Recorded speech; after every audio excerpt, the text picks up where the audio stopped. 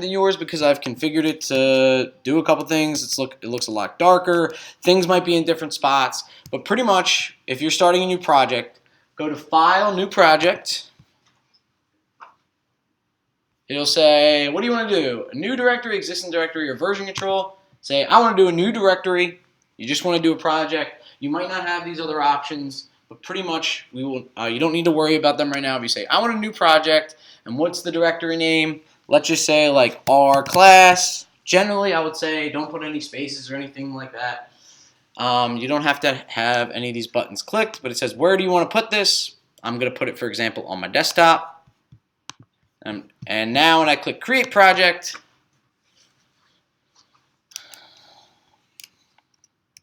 nothing looks like it's changed except two things. I would say in the top right-hand corner,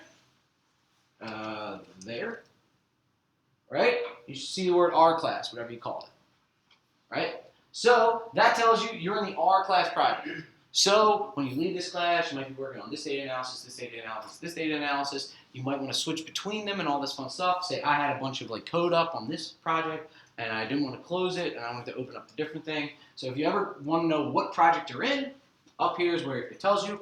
And then right here after console, it says which directory R is looking in. Okay? So now when you have a project, and I'll show you the folder, you can always know if you open up, sorry, I know it's a little hard to see. So it says R class. There should be an rclass.rproj folder. I'm going to close out of this really briefly. Whenever you open up this, right, it'll open up RStudio, a new thing of RStudio, and it will always be in that directory. Right, so this is important because sometimes if your data is all contained in that folder, then you can zip up that folder, and as long as you've done things in a way where you say, hey, I know I'm in the right directory, and my data is in this subfolder, all this kind of stuff, you can zip up that whole thing, send it off to someone else, and it should work. This, though it doesn't seem like a big deal being in the right directory, it is a big deal because my structure on my computer isn't the same as yours, right? I have almost everything's in my Dropbox folder and like a subfolder here, a subfolder here, a subfolder here. You might not have put things on your desktop, stuff like that. And those types of issues, when you're trying to share code or share projects, are like very annoying to try to debug because every time, for example, if you say, I'm going to use this data set, if you have that hard-coded to say like, users / your name / document / whatever over and over and over again, if that's how you specify the file, it's not going to work on anybody else's computer but yours. It might not even work on your computer after you upgrade computers if you have a different structure. So these types of projects and this type of system makes it a lot easier to share code and also not have to guess where things go. So in the hold on a sec. Why are they not doing full screen?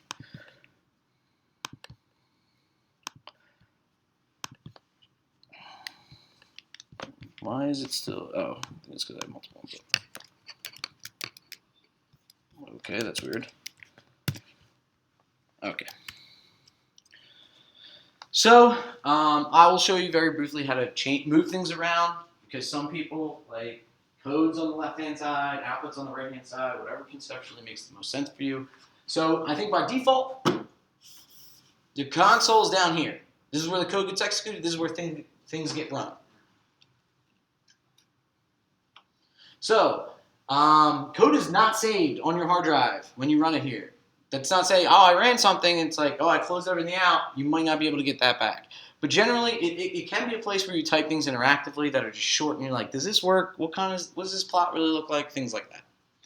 Now, if you want things to look different, if you go to RStudio, Preferences, Pane Layout. So I think on Windows, it's different, I believe. Oh, it's just the same on that. So if you go RStudio, Preferences, I'll make this bigger. There should be a panel called Pane Layout, and it allows you to move everything around. Right? So for me, my code's on the left-hand side. Where it gets executed is on the right-hand side. My source is on the left, my console's on the right, and then I can put everything else in different spots. Sorry, it's tools, global options is the same thing. Okay.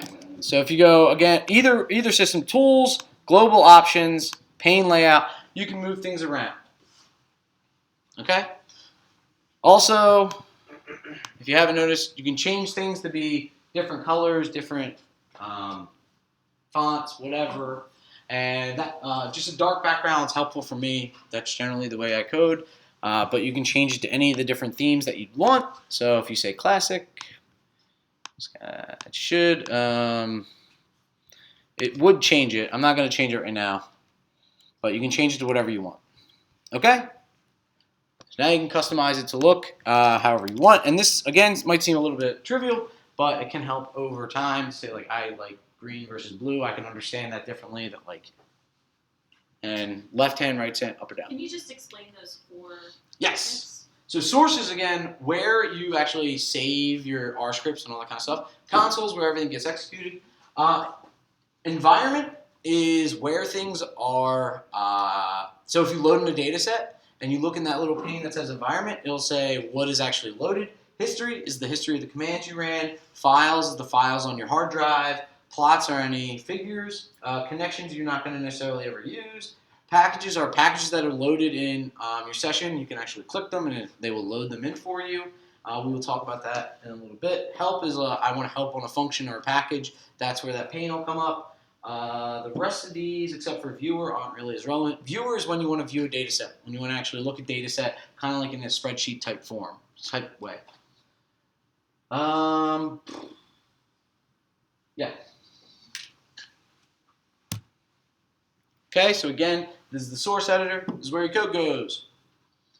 If you open a .r file, like not an R project file, if you save a file with the extension .r, and you have it open in RStudio, it will open to that space, right? It has R code and comments in them. Again, comments are not code. They're just ways you annotate the code to say, what are you actually doing here? So the nice thing about that is you don't have to do, you shouldn't be copy and pasting things. I will say that in this class. So if you have code, let's make an R file, for example. So let's say you're in the R class, and it should have an untitled, and just say, like, hello. Okay? Hello, nothing happened. I just wrote hello. So I put quotes around it, and in order to send this over to the console, you could copy and paste it, but don't. Either do Command Enter, Control Enter for Windows, or you should be able to see a bunch of these options up here if this makes you more comfortable. So here it says run the current line or selection. So if you're on a current line, you can just click this and it runs it over in the console. Source will run everything. It'll run the entire thing. So if I say something like print hello, print class, and I say source, it's going to run all those things. But if I want to just execute this line or this code, I usually do Control Enter or Command Enter, or just click this button to send it over.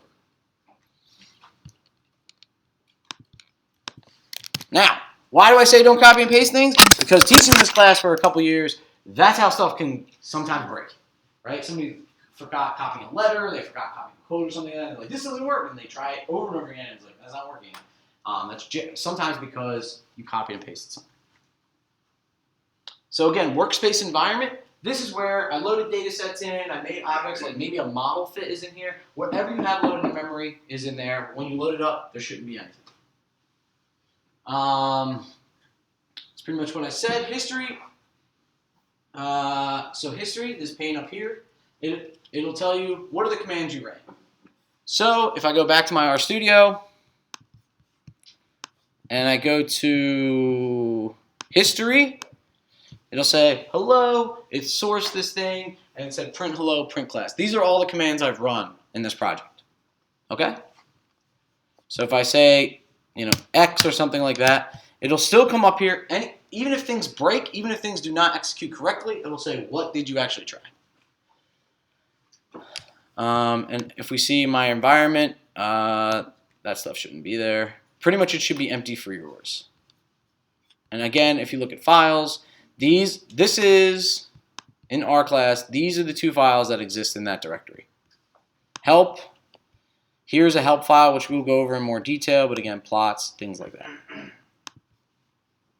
Oh, so also, if you hit up over and over, up or down, just if you go to the straight command line and click up, that is the history. That is the same thing. It'll scroll through it. So, for example, if you ran a command, you're like, I just ran this, and you start typing it out again, you generally don't need to do that. Just click up, and it'll go through the history of what you ran in the past.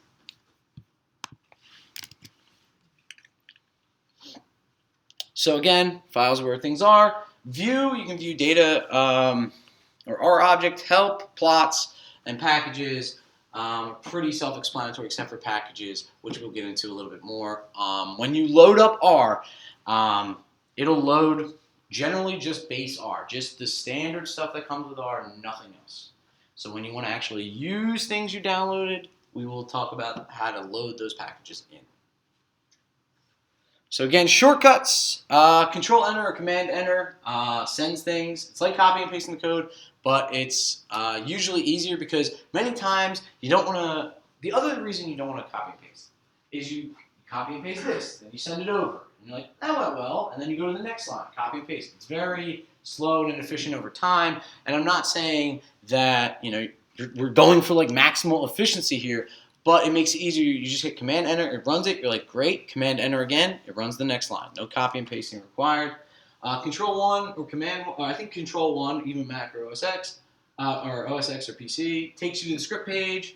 Control 1 takes you to the console. If you want to see all the fun shortcuts that exist, this is the website for you.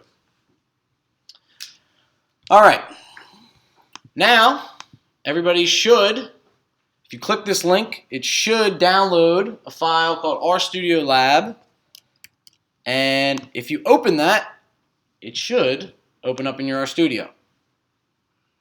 Okay, so on the website, or on the slides, if you click this link, it should download, right? If not, right-click and save it. Right-click and click Save As, Save Link As, and put it somewhere. This one doesn't matter so much. We're not going to really need this ever. It's just going to be demonstration.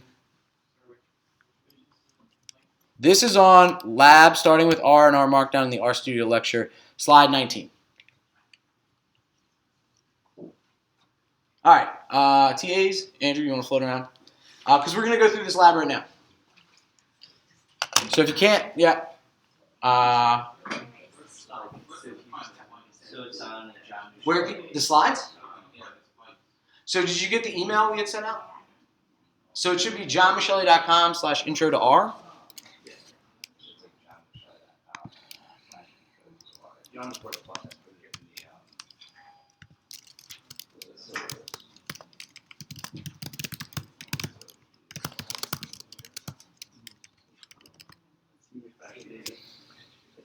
That should be the link to all the slides. So we're going to float around and look at the lab. So just each put it up on the board. Yes, give me 1 minute. Yep.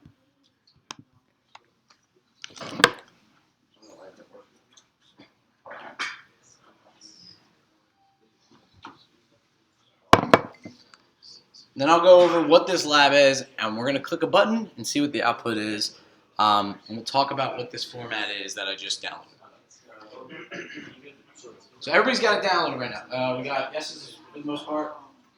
Title starting with R and R Markdown. Yep. Oh, yeah. You're good.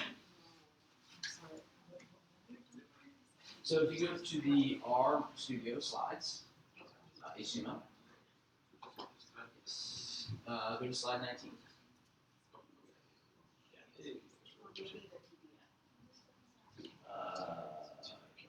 Yep, click that. Let's see that downloads.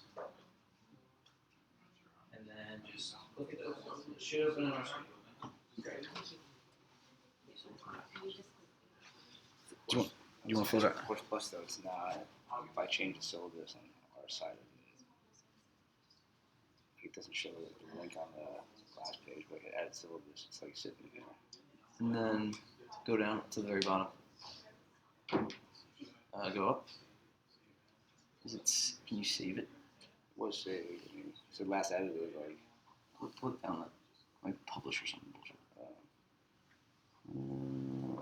Yeah, okay. All close it. Yeah.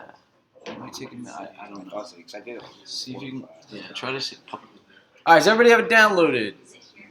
We got yeses and I see no nos.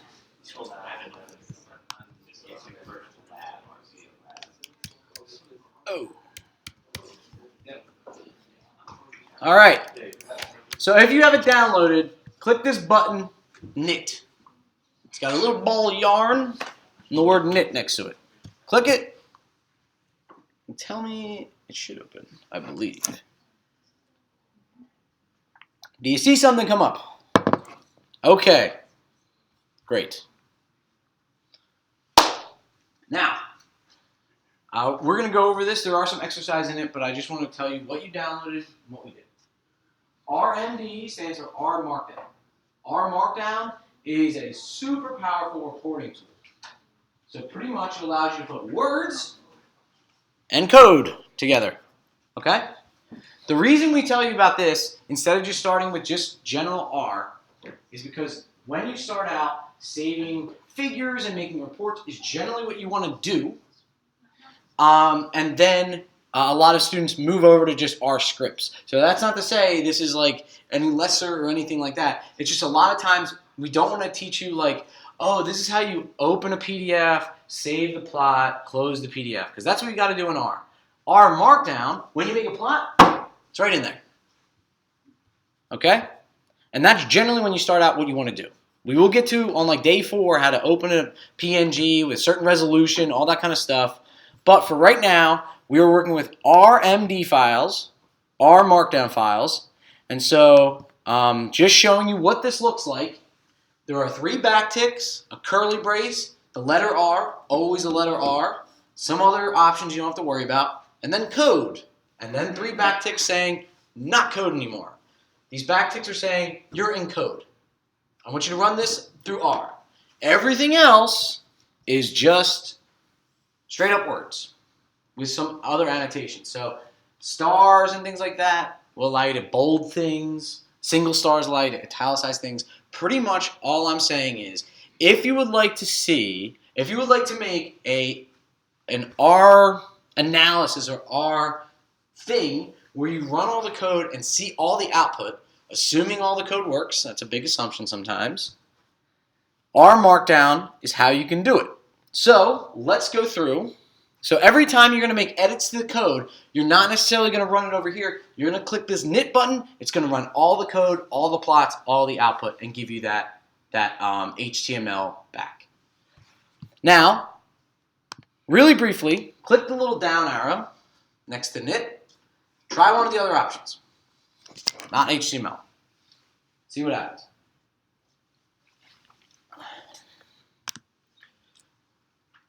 I'm going to knit mine to Word.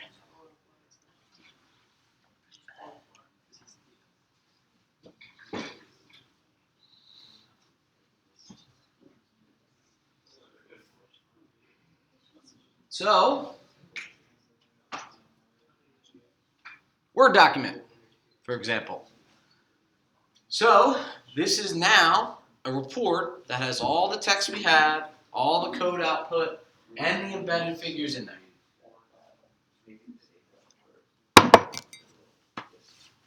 Did that work? Okay. Now, all right, we're going to float around. So read this document, pretty much all the code, or all the words. You can read it on the HTML, whatever. And then we are going to do this exercise.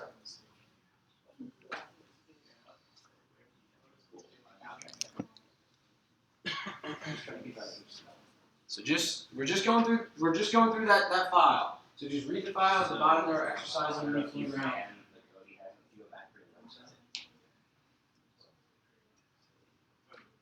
And you scroll up a little bit. You just copy and paste these 2 lines of code. Or just the whole thing. That will install that package. I would go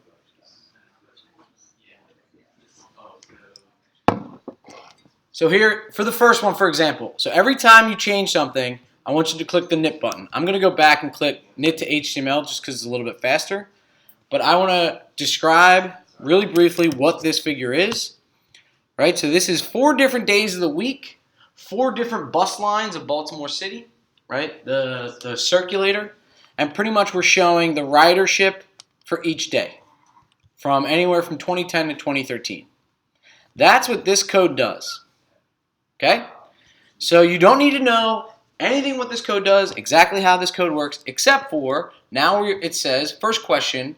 Go through and change the colors in palette to something other than what they originally were. So going up, we see palette equals blue, dark green, orange, and purple. Change one of the colors to something else. Let's say instead of dark green, I want red. So change it to red, click knit again.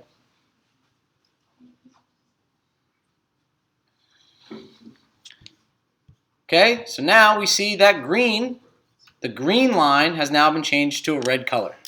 The whole purpose of this exercise is to get you just introduced to R Markdown, knitting a document, and then showing you very briefly that you can create a pretty complex figure with not much code. Okay? And also, when you're starting out in R, generally, if you find a figure that you want in the code you have, the way a lot of us started, we found code or got code from someone, and we made adaptations until it was what we wanted. So that's what we're doing for this exercise. So for the first part, change palette and then click knit, and then go on through the next ones, and we'll be floating around. Take about 9:35.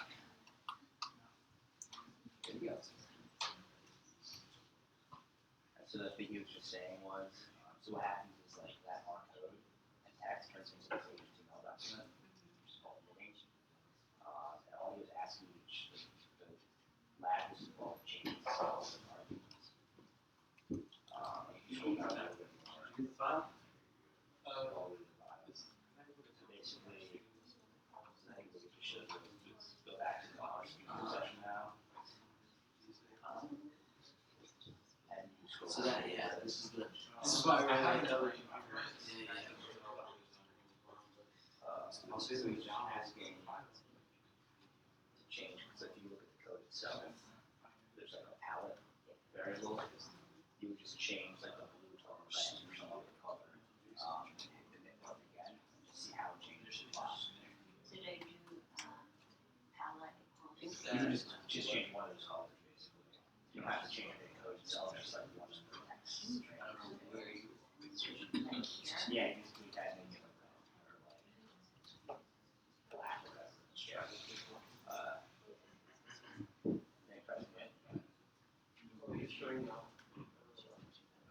Sort of see how it changes. So like you don't have to change that much of it, just like that one piece.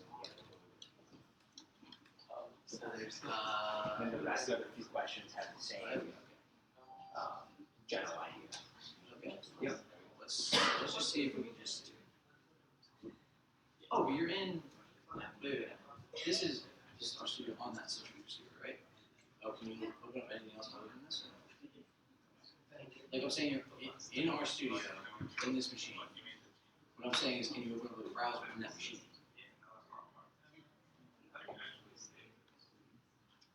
Like, do you see what I'm saying? Like, you're in like a virtual machine. But is there like a desktop in this virtual machine? Or is it just RStudio?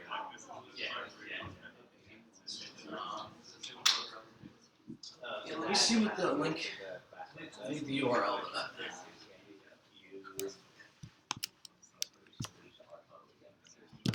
RStudio/labs. Okay. Yeah.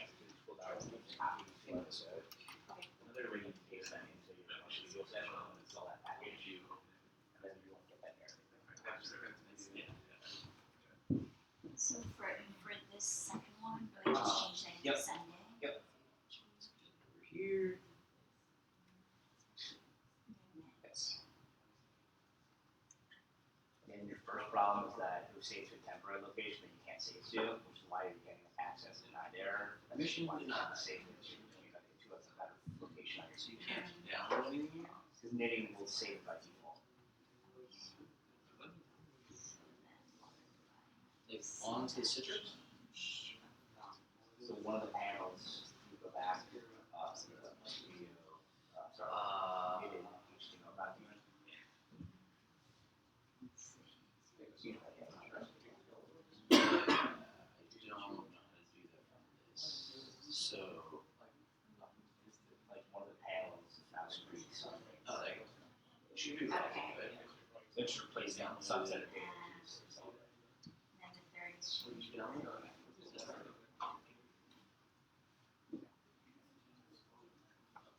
Let's just say, let's next one. Last part. Okay. Let's go to file, new file.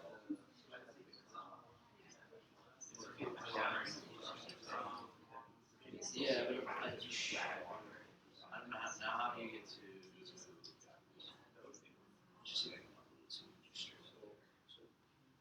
So you'll see how it sort of makes a skeleton for you. But if you get this, like, you go, temporary. Okay, it'll make a small HTML document that shows you some syntax for how. So you have to save the structure the first time.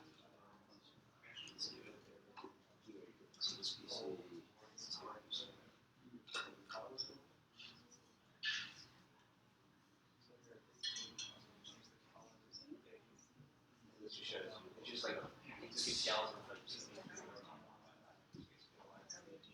Oh, yeah. So that should be any function would be more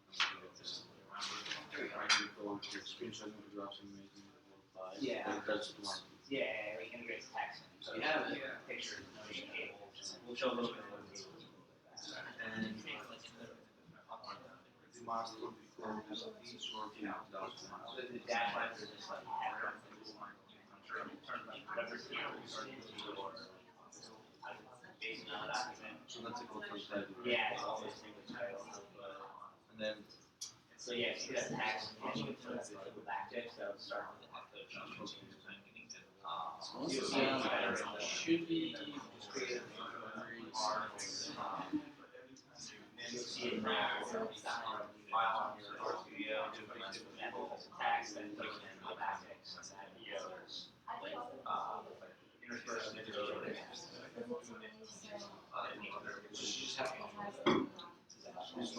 if you can download them on RStudio, just gonna go a few pounds or something.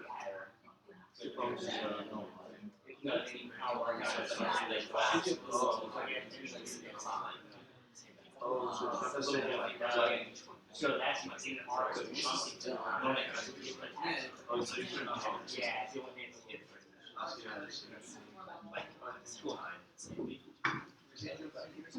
Yeah, cool. No. Okay. So the final one, I just do a drop down. If you go to Yeah. new file, If you go to new file, one of the options is R Markdown. This is also the useful way to like make your own documents. I can just make a new one that gives you an example like code in like R Markdown language. So you can just put a title. project one. Yeah. There was an okay. And then you get like some text and like some example code chunks you can then tweak yourself in your own data.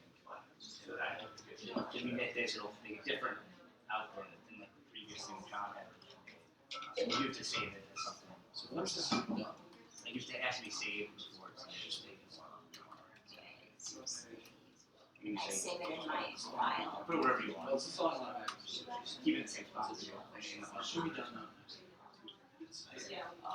Then you should be able to, and then whatever you download, you should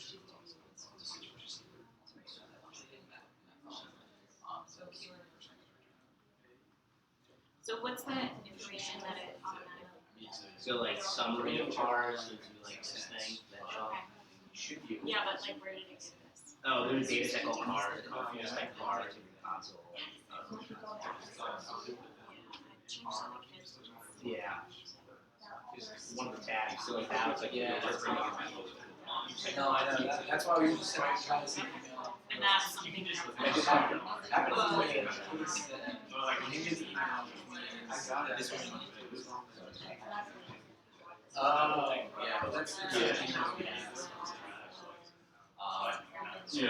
once this is done, You can also do like on the art should be ready to go.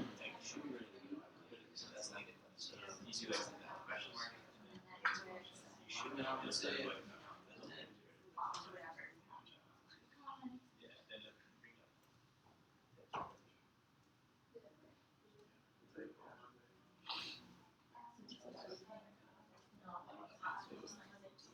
There you go. All right. Yeah, so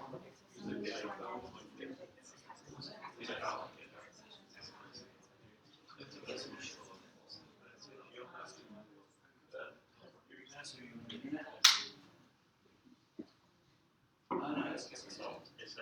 So it's still being installed. It hasn't changed. It's already installed. You already got it. We'll try HTML. Are we supposed to? Yeah, you can remember. Yeah, we're just gonna come back together. You can change stuff in a second. You just tweak it. No. Can't erase it. You just remake it. It's not a big deal. PDF should be fine.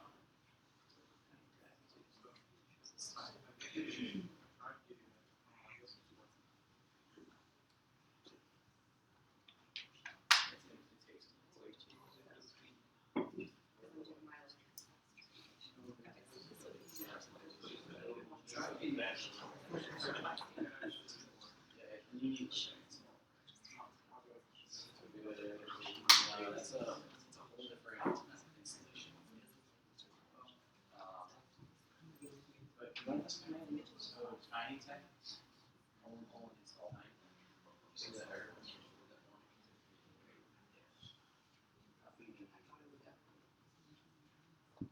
So let's try that and try that. That's going to take a bit fix.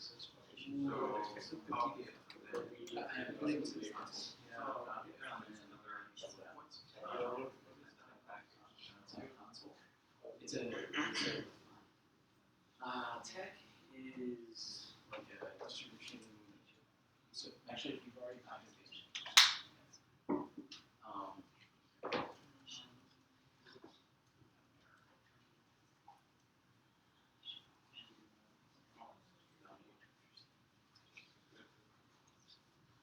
so tech allows you to compile something. Thing that is not really related to R. Well, the way the knit button works when you try to knit the PDF, it calls that stuff out. So if you are trying PDF and you get some strange warning, there should be a command in there that says install LaTeX, which is a totally different thing. It's not R related, but if you do run into that, it should say on there, run this command, tinytech : install _tinytech. So this will install on your machine the things you need to be able to knit this to PDF. By default, RStudio should allow you to do Word and HTML out of the box.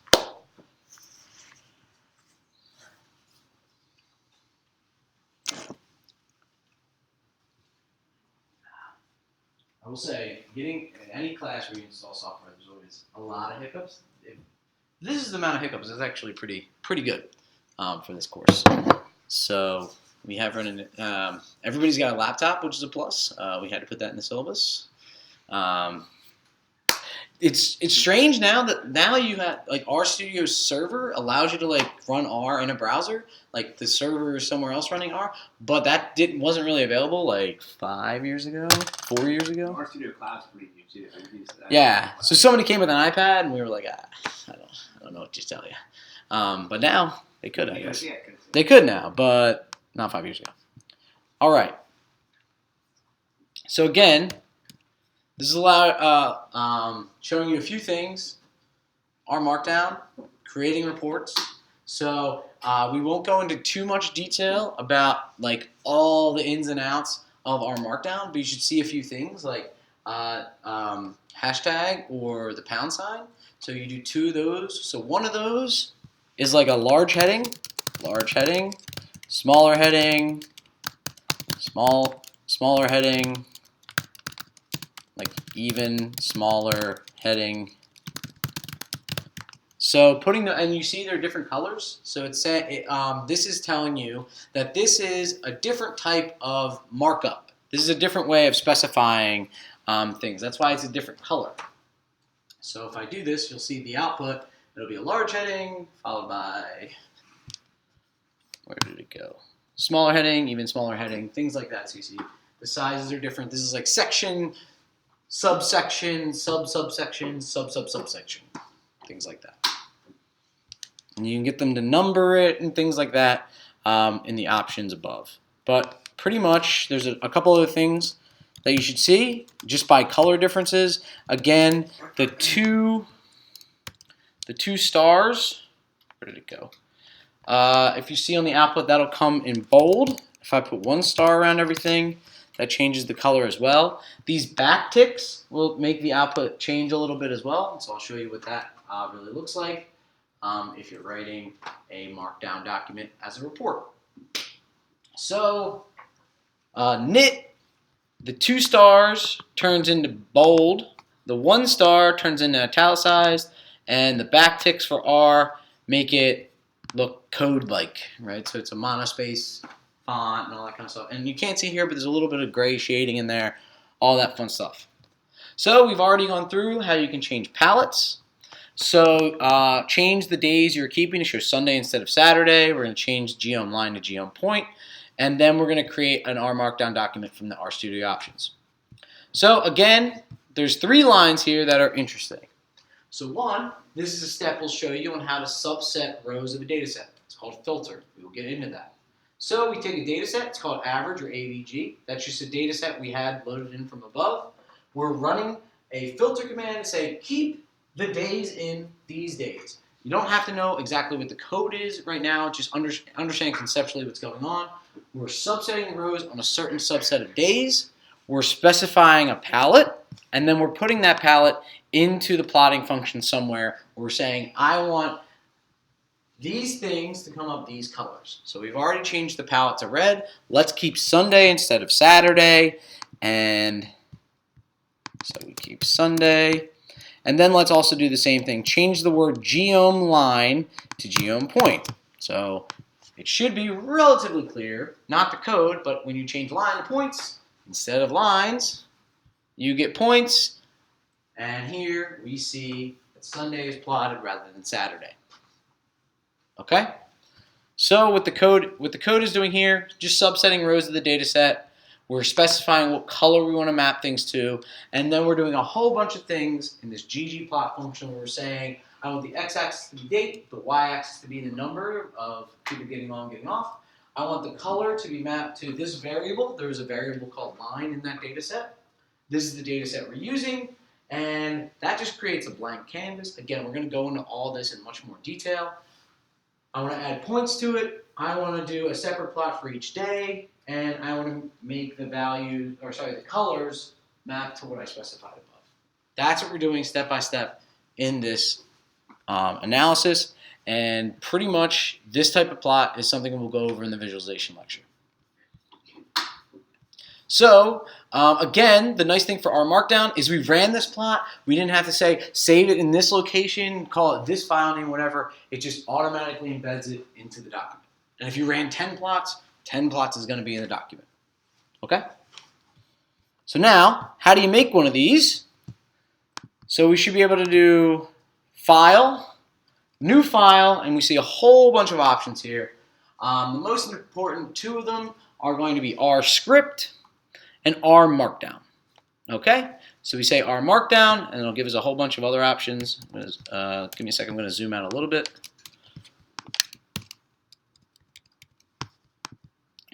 New file, R Markdown, and it says, what do you want to do? You want to do a document? You want to do a presentation? Shiny is something we'll talk about later. Do you want to use a template for that? Pretty much we say, I want just a regular old document, and I'll call it my doc, something like that, or like my best report. And what do you want by default to come out as? HTML, PDF, or Word. Again, you can change it using the knit button. But what it'll do is it makes a document. It's called it gives it a title. It grabs that author from, I forget even where, puts the date in there. It says, I want the output to be a PDF, and this is what it gives you by default. Okay, it gives you one some R, they're called code chunks. Again, anything with these backticks demarcated, you'll see they're a different color, you see the different shaded. That's saying this is code. Everything else is just words until we get to another code chunk. And so you can see the word setup here, the word cars here. That is just labeling that. So when we click this button, I'm going to have to save it. So my report. So the reason you label things is when things are actually running. So again, not everything goes so smooth in practice. Things will break, things will fail. So when you want to see where did it break, where did it fail, it says the label was cars. So you go back to this, it says label cars, and it's like break. It broke. So let's say I just say like X. Well, there is no X. R doesn't know what X is. So it gives you this error and says object X not found. But if I go back and click output, I will see that it ran the setup. It ran some ordinary text without R code. And then when it got to the label cars, everything broke. Okay, so labeling things like this allows you to see where things broke. But for some analyses, a lot of analyses, you might just do an R script. But when you're starting out in R, we have found it to be a little bit easier in the sense like you don't have to save plots certain places, things like that. The report makes things all cohesively together. And the nice thing is instead of writing comments in your code, you can just write straight up like, I'm doing this here. I did this because of an email on, this date from this person, right? And it's like, someone asked for this plot. So it's kind of a notebook type of format. There are other things called R notebooks, which are very similar, but it's very similar to an R Markdown document, but we're not going to cover those. So pretty much you don't have to mess with any of the defaults when you're running this stuff, but we wanted to expose you to it because it is a nice cohesive way. It's also what we're going to ask you to do your homeworks in. So once you get the gist of it down, it should be relatively straightforward. As long as the code doesn't break, click knit, you get an output of an HTML, PDF, whatever. So lastly, I will talk about the viewer. So if you are in R, run this command, view empty cars. It's capital V, very important. If you copy and paste this code into, and I'll just write it over here, into the console, and then click enter, you will see the data viewer in R. So this is very much like a spreadsheet. You can do things that you would in a spreadsheet. Just so you can get an idea of what's going on in the data. This doesn't do anything to the data set, right? If I want to say, I want to look at cylinder, so this is a cars data set of different properties of different types of cars, the miles per gallon, the cylinders, displacement, all that kind of stuff. But let's say I want to see where the cylinders are only 4 or only 6. I can navigate this very similarly to an Excel spreadsheet. Just if you're trying to get a view of the data for what's going on, we will use that frequently throughout the course. Many times also you will see me run this command, head empty cars. So that just gives me the first 6 rows of a data set. So it gives me a gist of what's going on. So in the code, if you ever see the word head in the slides, that is generally because we just wanted to give you an idea of what the output looked like. Okay, it's not necessarily anything other than that. It's just this, many slides. We don't want 4,000 lines of output being run there. We just want to see a gist of it. Okay.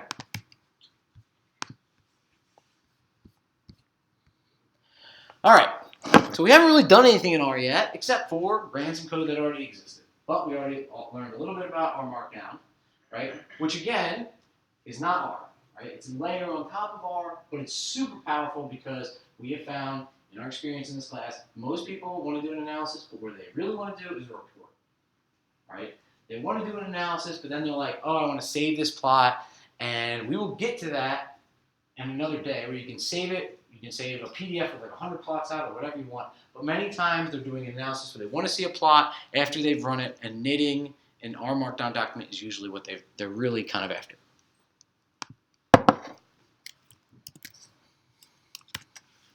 All right, we're going to work up until the first lab, and then do the lab and take a short break in the meantime. In the meantime, during that, so let's get into actual R.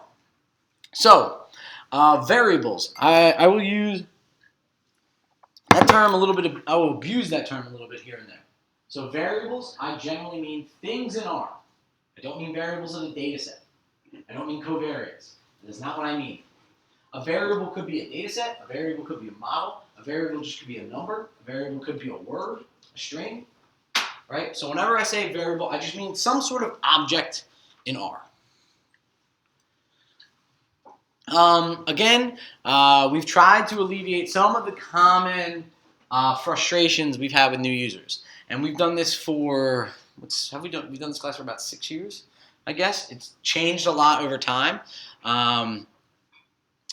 But a lot of the new user frustrations. One, different version of R.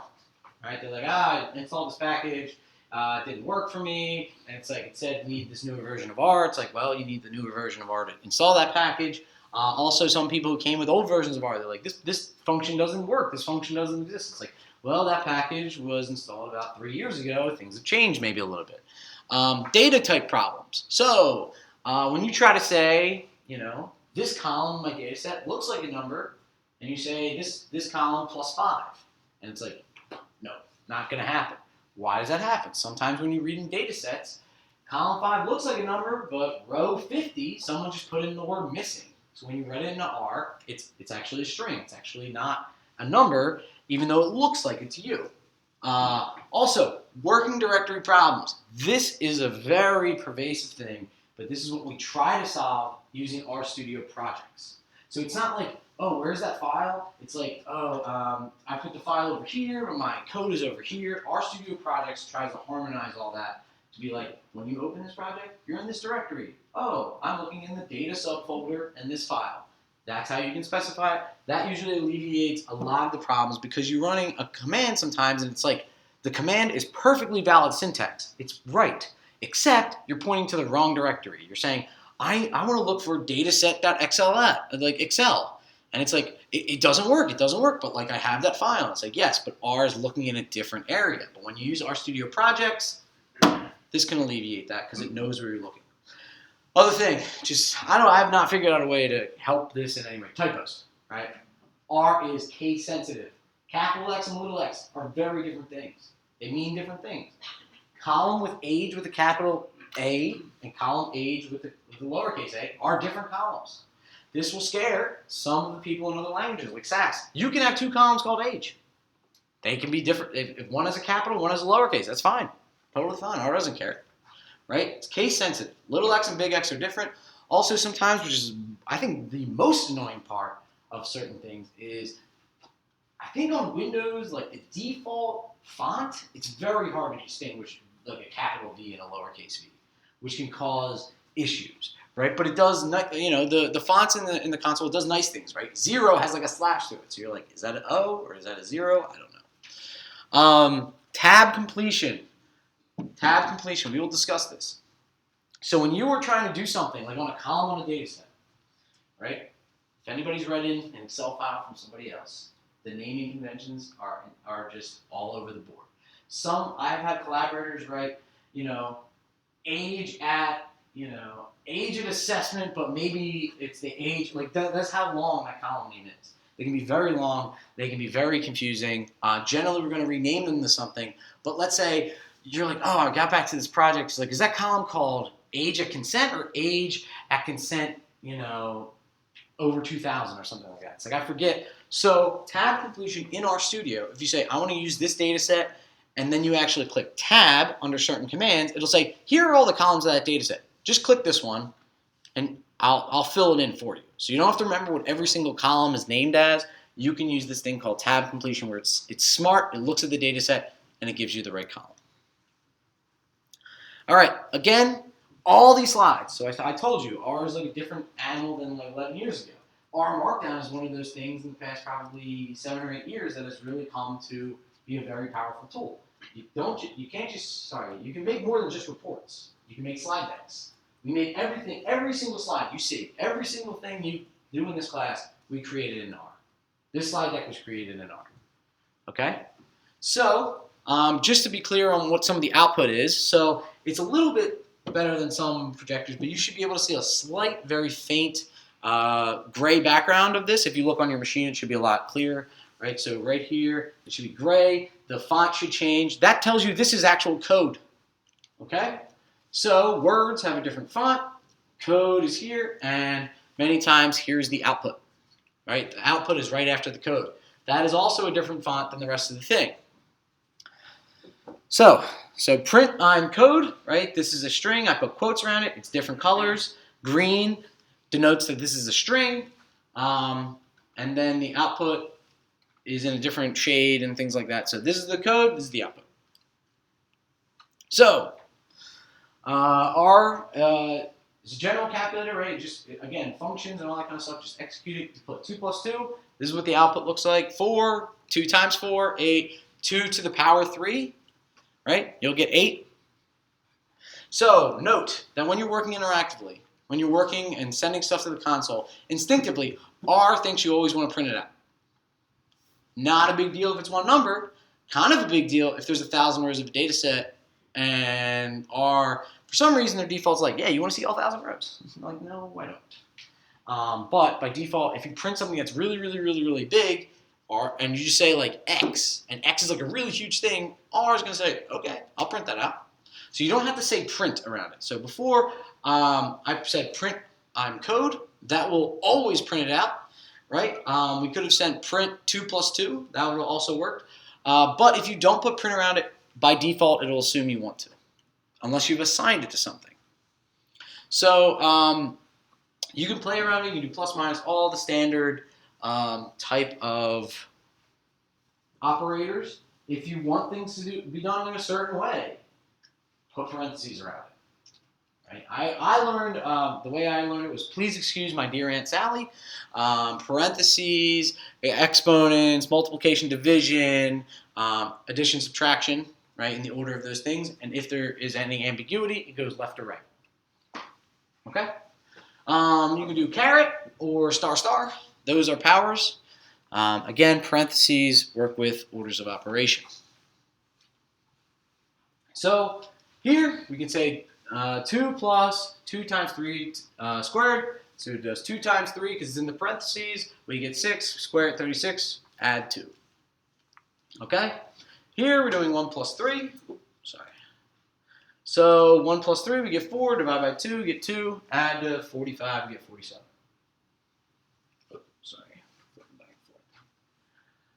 All right, so try evaluating these. Just copy and paste them in the command line and see what you get.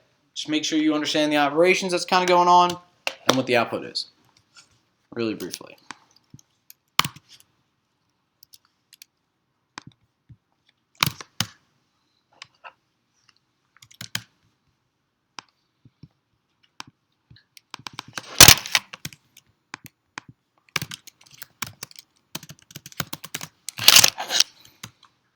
So, here are the 3 outputs.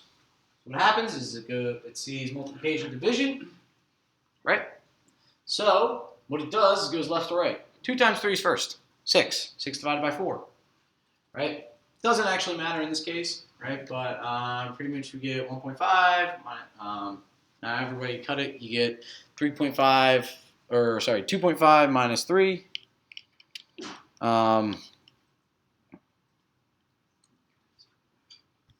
Here, just the multiplication throughout. If you want to group these terms as the denominator, that's what you do. Also, I wanted to show you some things that most of the time, white space doesn't matter. Right? 2 caret, and you put like 800, 1,000 spaces in there, and then if it looks for a number, or looks for something, right? It could be a variable. So if you said x equals 5, 2 to the x. Right, so Although you want to use, this is probably a really bad syntax, very hard to read sometimes, especially if a bunch of these commands, but pretty much you don't necessarily have to worry about white space as you would in other languages. Okay, commenting in scripts. Right? If you're using R Markdown, you can just use normal prose, but sometimes you want to still comment the code. Comment symbol is the hashtag or the pound sign. So pretty much when, unless this is in like a string or like it is an actual character or something that you want to put in there, which is generally not the case, whenever R sees a pound sign, it says this is a comment. So if you put a pound sign at the beginning of the line, the entire line is disregarded. So this is a comment. Nothing to its right is ever evaluated. You can still put a pound inside of a comment. It's not like it negates anything. That's totally fine. You can use as many as you want. Doesn't matter. So 3 of these, 4 of these, 5 of these. It says whenever I see the first one, everything after it I'm going to disregard.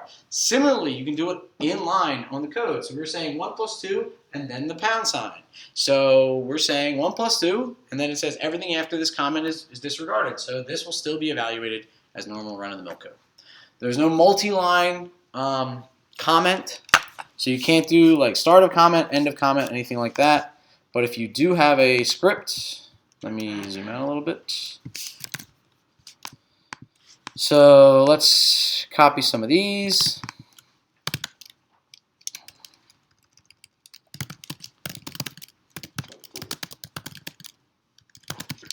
So you can highlight both lines, and then there is a way, so it should be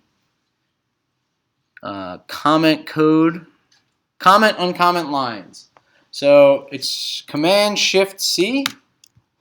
So you should be able to flip back and forth between them, whether you want them to comment or not. So there is a, you can just highlight a whole bunch of lines, say I want to comment all these out, stuff like that. So there's no multiple line command, but you can still just highlight. All right, now we've just done 2 plus 4, stuff like that. The whole power is now you get to assign those things to objects. So there's 2 operators in R that assign things: equal sign and the assignment operator. The assignment operator is essentially a less than sign followed by a dash, right? Or like an arrow. Throughout, as best we can, we will use the equal sign. I use the equal sign because it's only one keystroke, right? You don't have to I don't have to do like the less than sign, things like that. A lot of users still use this. A lot of users still prefer the assignment operator. But throughout, I use equals because it makes more sense to me. Generally, the one nice thing about the operator is it shows the flow of information. Whatever's on the right-hand side gets put into X. The equal sign is a little bit more ambiguous, but almost always, whatever you're going to assign something, X, Y, data set, whatever, is equal to the output. It's not the other way around. It's not like, oh, I made this new column in this data set and I set that equal to 5, or set that equal to X, or equal to Y. It's always left-hand side is what you're getting assigned into. So here we say X equals 2. Again, we could have used the arrow or the assignment operator. Print out X, we get the number 2. X times 4, right? Pretty much it says X is 2, multiply it by 4, we get 8. X plus 2, we get 4, just like doing 2 plus 2. But now we're using X. We will talk about why these little bracket ones are there. That's because if you print out like 100 or 1,000 numbers, it just is like a marker to show you where it is. So if I print like 1 to 1,000,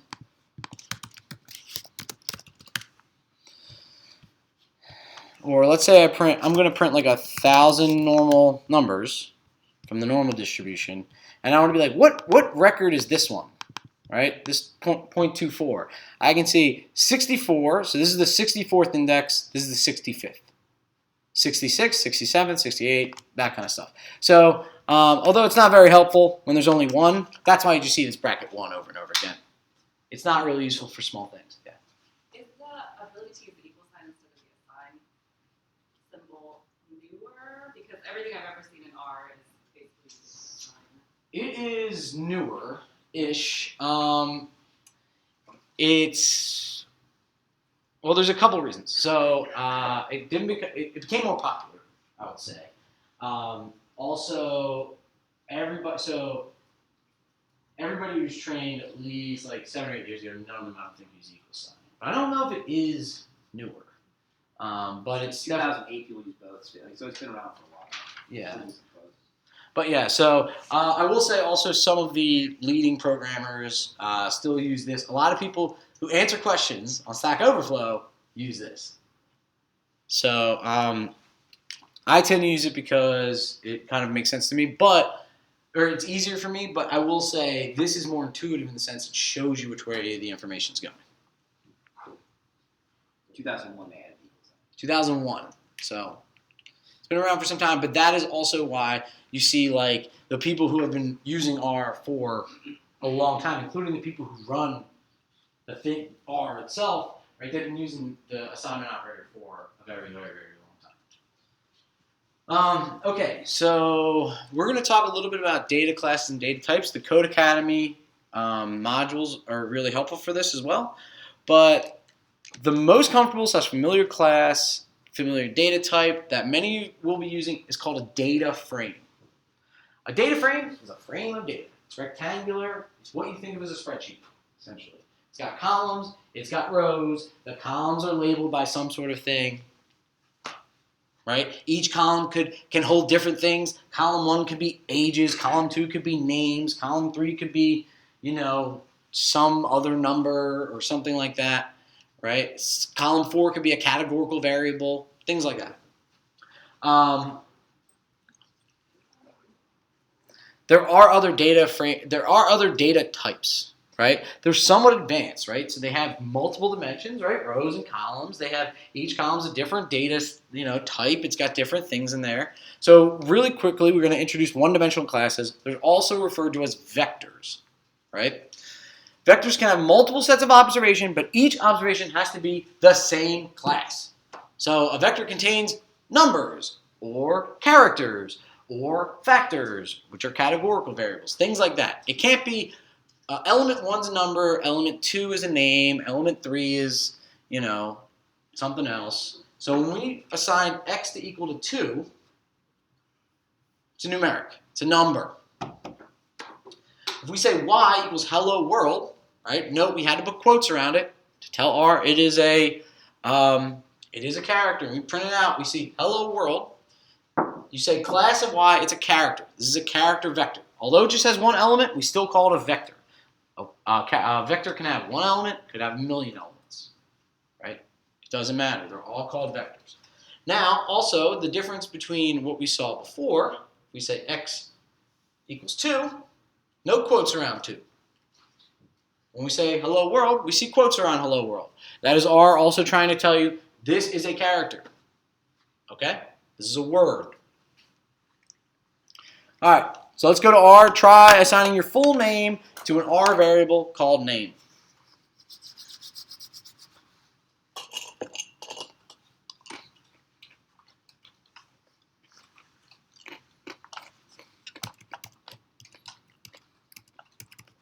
Where's the lab? 21. Okay.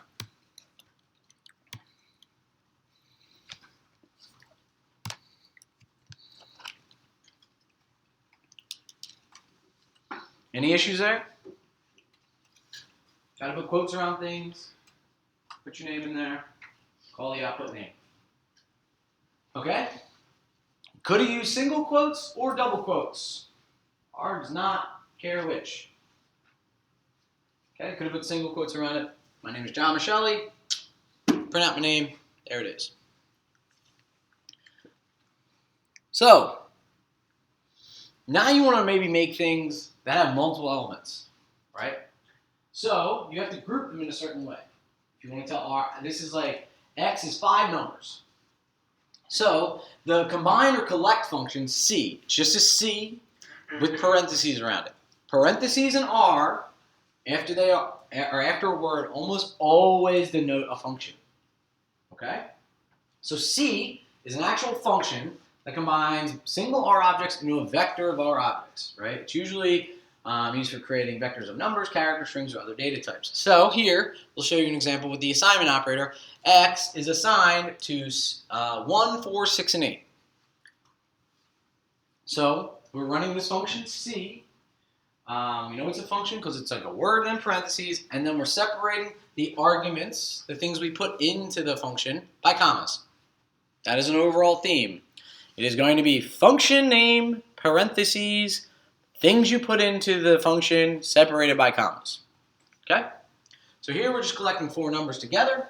So x, we print it out, we see 1, 4, 6, and 8. Right? Those are now in the vector x, and we say class, it's a number. Still a number. Right? They're all the same thing. So let's just assign your first and last name as 2 separate character strings into the single vector called name2.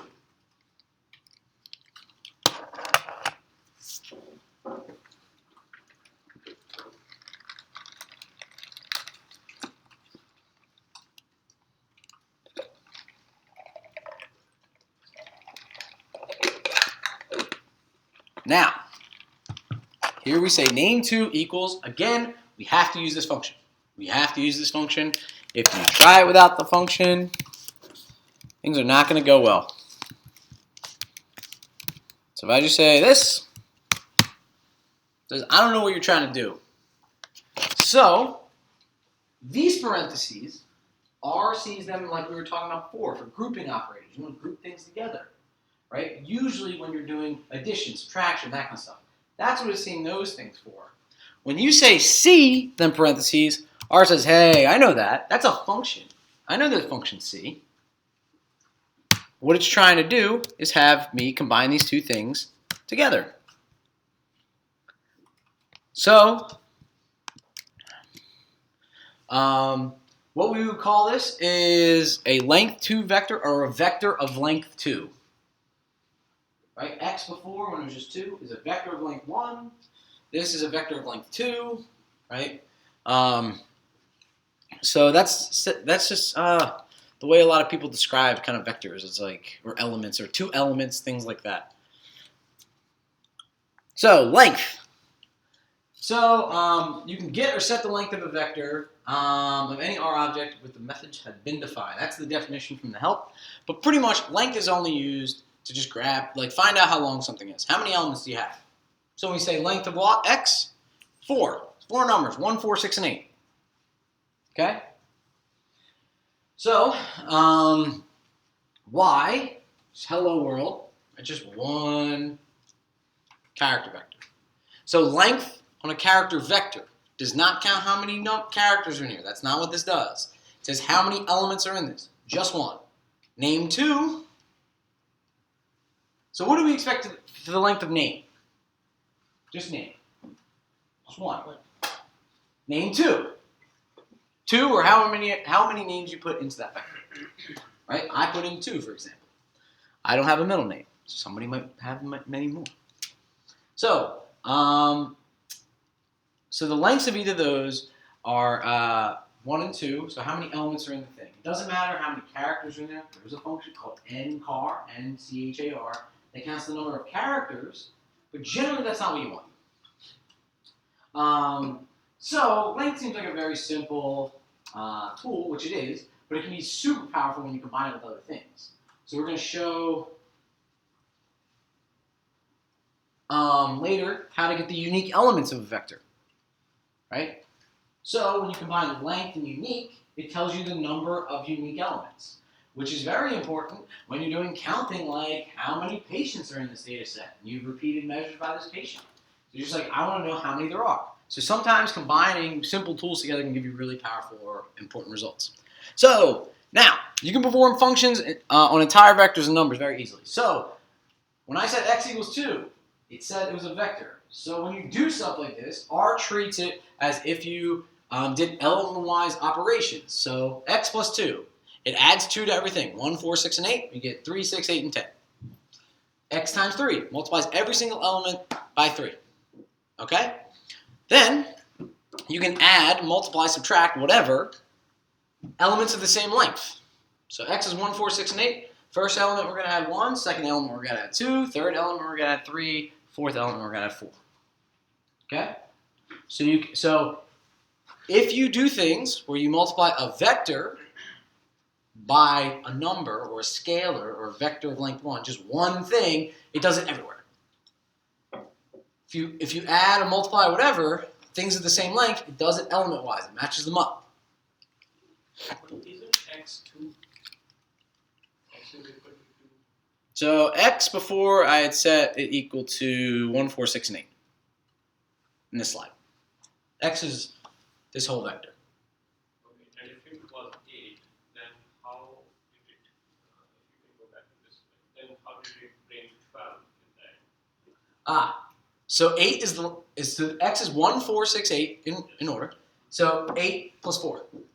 So it's 1 plus 1, 4 plus 2, 6 plus 3, 8 plus 4. So 1, 4, 6, and 8 are added to this thing.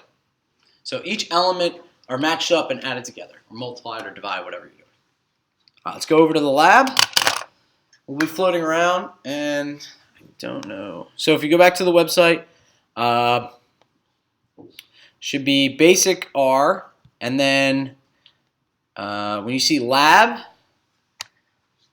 you should be able to click that. So, okay. Now, really briefly.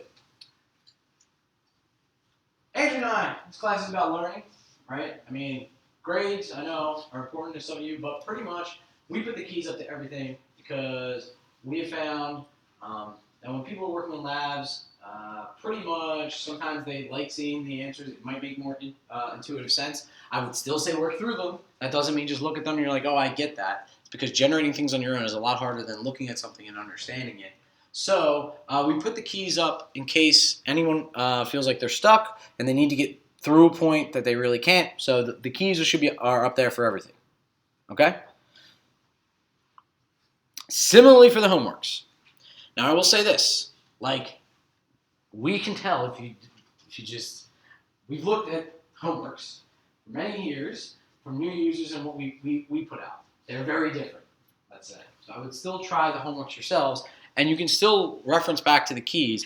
But we have found, especially because there's auditors and people not taking it for credit, waiting and not setting the keys up has not been beneficial to anyone really. So they're all up there.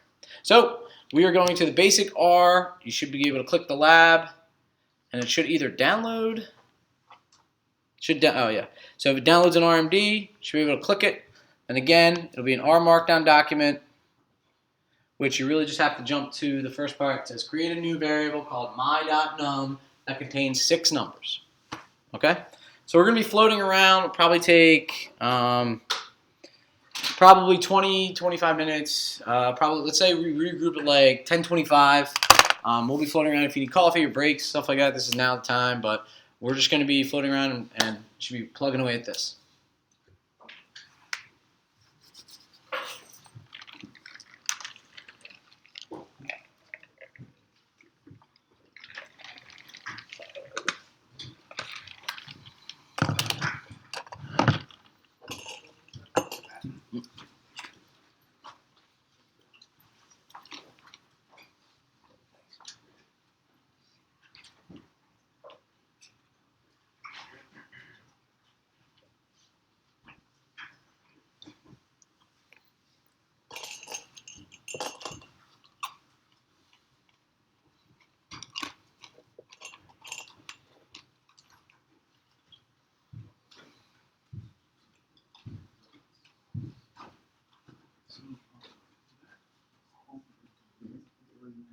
So how is it possible to say this works? I mean, don't worry about the reason we put the deadline for that one is just because if you don't kind of grasp those things, the rest of the class becomes very much harder. But like, it's not like if you don't get it done by this day, so it's not relevant. I mean, as long as it's done by the end of the class, we're fine. Oh, yeah, it'll be done. Yeah. But I'm just saying, like, don't stress out about the deadline. It's just saying, like, it'd probably be the most beneficial to you to get it done like earlier. But like, it's not like if you don't. It's not like we're not going to cover most of these things here, which is extra help for the most part. But if you're worried about the grade, like, I won't wait until, like, you can wait until the end of the class. It's as soon as that. Okay. Yeah. So those that you could Wait, we could take a break for like another 10 minutes or? Yeah. Okay. So I mean, we're gonna go over this in 10 minutes. Okay. Yeah.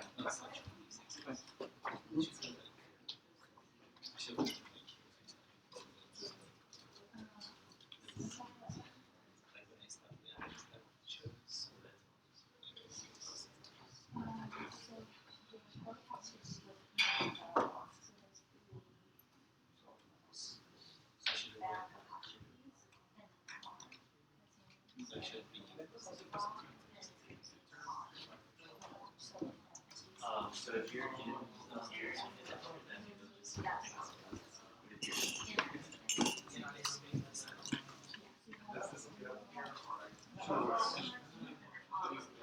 whenever. So you can like the way I always do is compare. It's like a browser or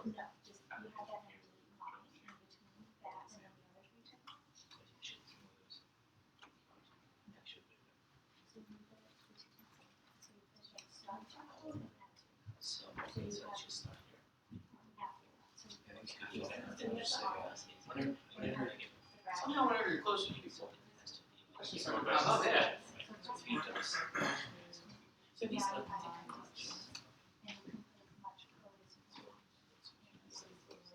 so that's how the R Markdown works.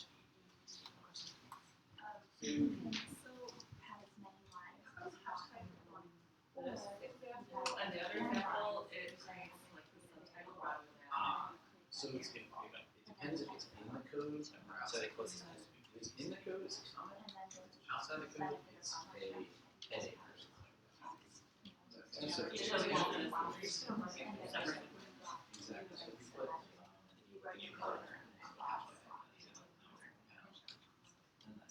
but this is like just treated as kind of different curves as just but it's also an additional markdown language that allows you to configure it to be a heading or bold it and things like that. Yeah.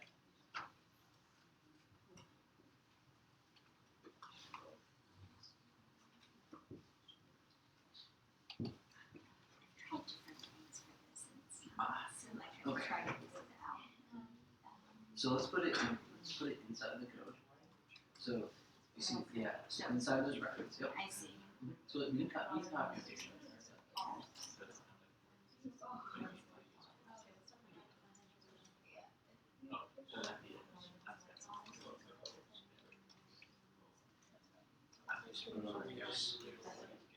Just click here and go to the next line. So if you paste it back. So we don't need quotes on right now. We just need, or just like X. So if we run it, so you should be able to click this little. Yeah, So almost there. So if you R sees them as just like words.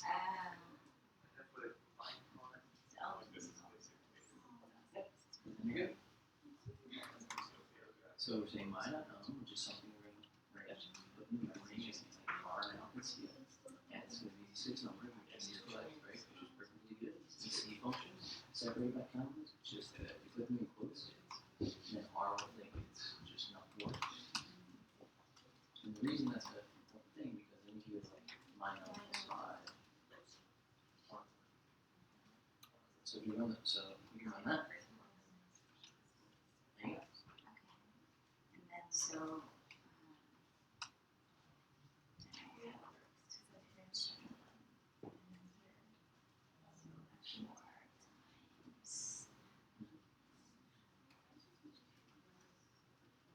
So really quickly, so if you see, like, so if you see that and you want to go back to fill it in, you hit tab.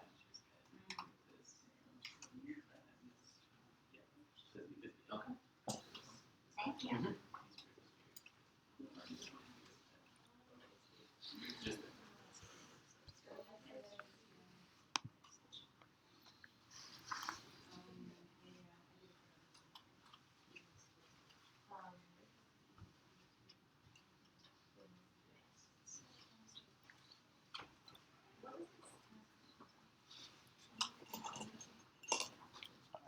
Float around. Just like that.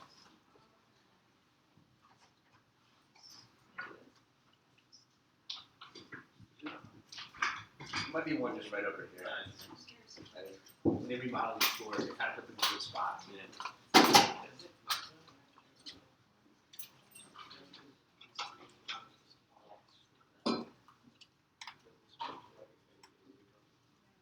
Yeah, so since you're in R Markdown, things that are inside of the little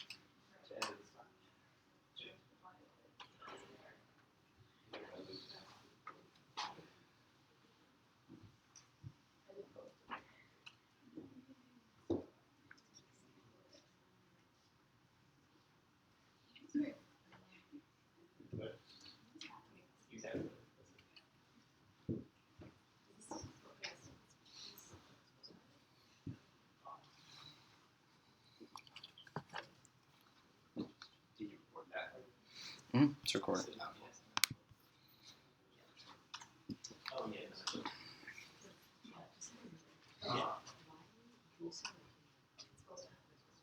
Oh, just like distinguishes them as R codes instead of just like it's just like RStudio.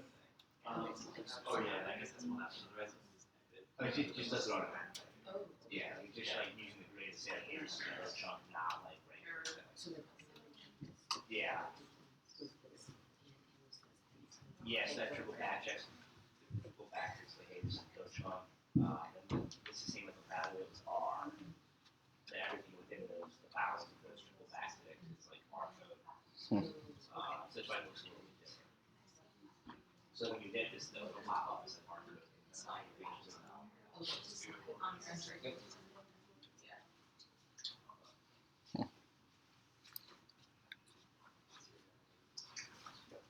I tried doing the C for this, Uh, but for some reason it's that it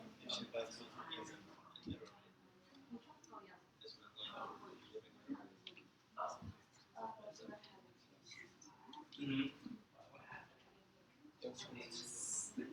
I would expect like straight up numbers. Yeah, so Contains. you just like add another line on prints out both. Like there's header there. Typos. Oh, So then yeah, so you can like it doesn't like display content by default. okay, then it's great. Yep. I have a question. I did the things, but what's the key command to make it go? Like copying. Oh, there's history. Bigger. Yeah.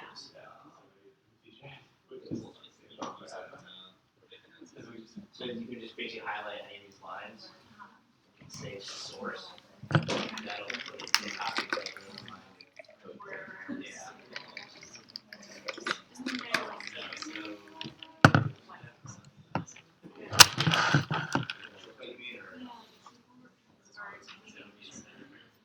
Not that I know, there might be one. Yes. Usually I'll write in the code itself and then submit it, and so you already sort of have it. But although sometimes you can tweak it, play around in the console. But most of the time it just is like copying and pasting it. What do you want? So it might be copy going back to the source of the shortcut. Key command. So, like in history? Yeah, but instead of just Yeah. but is there like there's no shortcut there. I Um, mean they have like 1,000 shortcuts. But shift. Wait. Shift enter. Shift enter, but you got to be on the history. Okay. if you're on the console, is the way to do this. No. That'll put in shift enter. Will put. You get the history. Yeah, that'll put empty space. Okay. It's got to be on the history.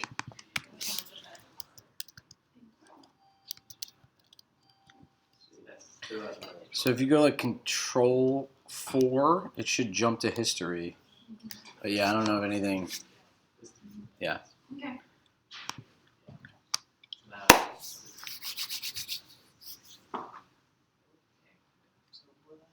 One, two. Pen the value is 60. It is.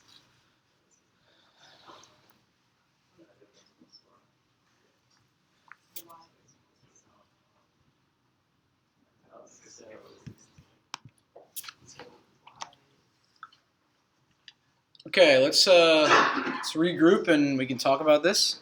So create a new variable called my.num that contains 6 numbers. So we put these hashtags around things that are going to be called like variables. So it's just to show you that like this is what the variable should be named. It's not that just to be clear, we're not asking you to put quotes around anything. So we say my.num and we say equals. We say C because we want to collect things. I'm just going to put in 6 numbers here. Right, so I'm going to draw your attention to these 2 buttons over here. So here it says run all code chunks above, and then run current code chunk. So it's not a bad idea sometimes to just run everything that's been run up to there. But here, when you're in the code chunk, remember all the code goes inside the code chunk, inside where the backticks are, where the shading is different. So you could also do Command Enter. You could copy and paste, but again, we're trying to get you out of the habit. But you could just select Run or Command Enter. And now we've got 6 numbers in this variable called my.num. We could also print it out. We see that they are indeed 6 numbers. They don't have quotes around them, anything like that. If you do put quotes around them, again, R will see them as words, not necessarily numbers. So now, if we want to do multiply my.num by 4, we can do 4 times my.num or my.num times 4. And again, each element is now multiplied. Okay? Pretty much exactly what we did in the lecture. So let's create a second variable called my.car that contains 5 character strings. This is my go-to. So these are 5 different character strings. Again, we're using the collect function. We are putting things in quotes now. If we do not put them in quotes, bad things can happen, or things we don't want to happen. So we run this. Couple things. Our console or RStudio tries to tell you, hey, you might want to check this out. Does a little squiggly line under it where you say no symbol named hey in scope, saying hey. No, well, it doesn't say hey, but it says R user. You put this in there. Nowhere before did you define what this means. Nowhere did you assign hey to be a word or a number or anything like that. So when you don't put quotes around it, R sees this and it looks for a variable, it looks for an object. Like if I say hey equals this and I ran this, it's going to fill it in like it normally would any other variable. It doesn't, you have to put quotes around it, single or double, it doesn't necessarily matter. To collect things together. You can do single quotes here, double quotes here. That's just generally bad practice, but you can do it. Here, for example, if you do want to put a quote inside of a character, you have to usually flip which one you want to use. So if I wanted to use a double quote, like his name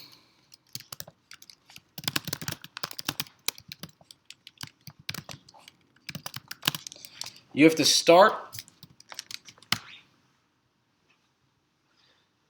So if you wanted those double quotes actually in the string, you have to use the other quotes, right? Because if you just did this, one, it'll change colors, which is a good thing. That'll come up white. So it's saying R sees quote, hey, you want to add a bunch of words, and it's like, hey, there's another quote. That means you're done. Done that string, done that character, done that word. And then it's just like, what are you doing? Where's this John coming from? It's because the R, you've already ended that character, that string. Okay, we got my.car. Great.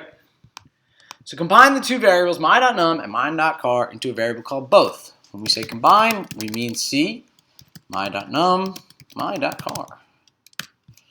Let's look at my.num, here, let's kill all that. My.num, my.car.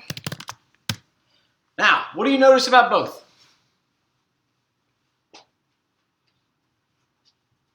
How long is it?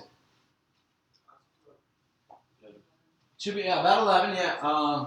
Right, you should be able to see 10. See one more, that's 11, but we knew my.num is 5, my.car is 5, my.num is 6.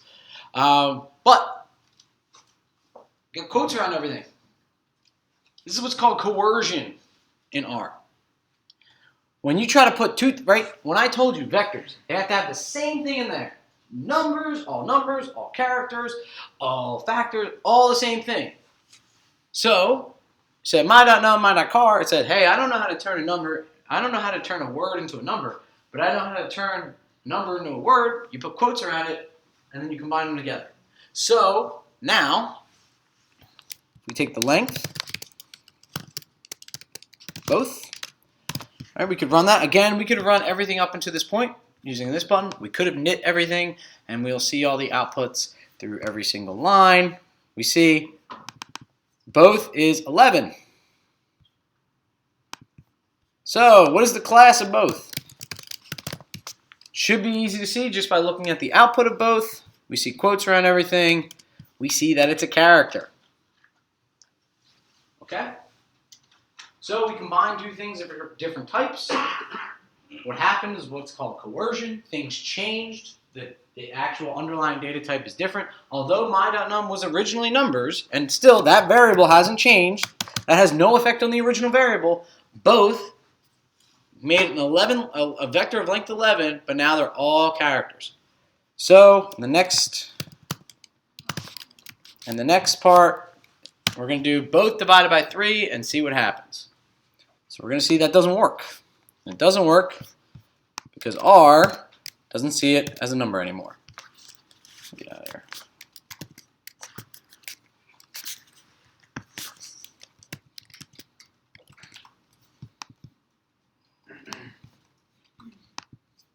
What is this? Okay. Sorry, I'm trying to. There we go. Okay, but things like algebra, right? Any addition, subtraction, any operation can only be performed on numbers. So if we say name 2 plus 4, name 2 is that character vector of John and Michelle, right? It says non-numeric argument to binary operator, right? Super intuitive answer, right? So this is an error message. So this is saying you try to do something, binary operator is plus, right? You try to do, in this case, plus, could be division or whatever, and it said you didn't put in numbers. Okay? So this is an example of potentially a not very intuitive error message from R. Okay? So, now, like we did before, you can add, 1, 2, 3, and 4 to X, and it'll print it out. You can also assign that output to a new variable, or you could have reassigned X. So Y equals X plus these numbers, right? So Y is 2, 6, 9, and 12.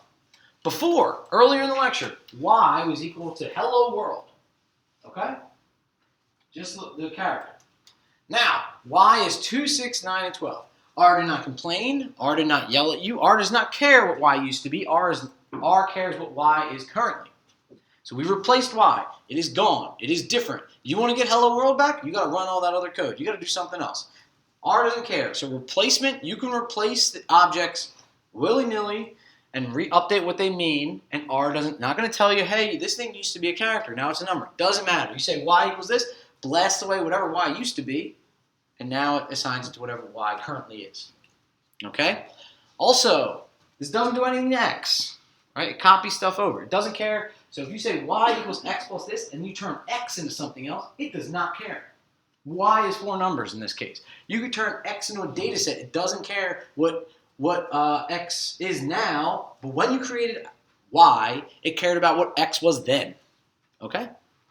So, what I'm saying is, things are not linked in the same way you necessarily think they are, or you might guess. Okay? So, you can get more attributes than just class. The function str gives you the structure of an object. strx gives us a little bit more information. It says 1 to 4, so it says it's length 4. It says it's numeric. We do stry, it's a numeric, and it gives us the first couple records. It tells you X is a numeric, and it tells you the length. This is kind of helpful for much larger things, much larger data sets to say, oh, okay, I want to see how long it is, plus I want to see what is in the first few elements. This is really for exploration and data checking, not necessarily for analysis. So we've created a new script. We've created a new R Markdown document or an R script. We've used R as a calculator here and there, assigning variables, values to variables, performing algebra on numeric variables. This is very, very basic stuff. It will get obviously a lot more complex. It gets more complex when you have data structures that have different things in there. Like column 1 is age, column 2 is gender, column 3 is some blood value or something like that. All right. We will go into much more detail about other things like categorical variables, data frames, when we get to that. We need, for now, to start the building blocks. One of the building blocks is vectors, right? It doesn't make much sense to do stuff on a data set if you don't know what it works like on a vector, because many of the times what you're doing in data analysis is you're doing something to a column of a data set, age squared, right?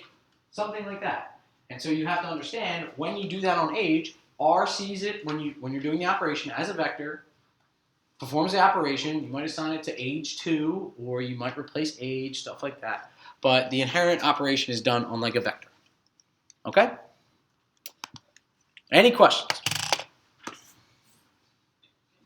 So over the part one, I mean, for some reason my when you I couldn't create a new variable. When I type my num equals c number. Yep. What happened? Does somebody want to? Yeah.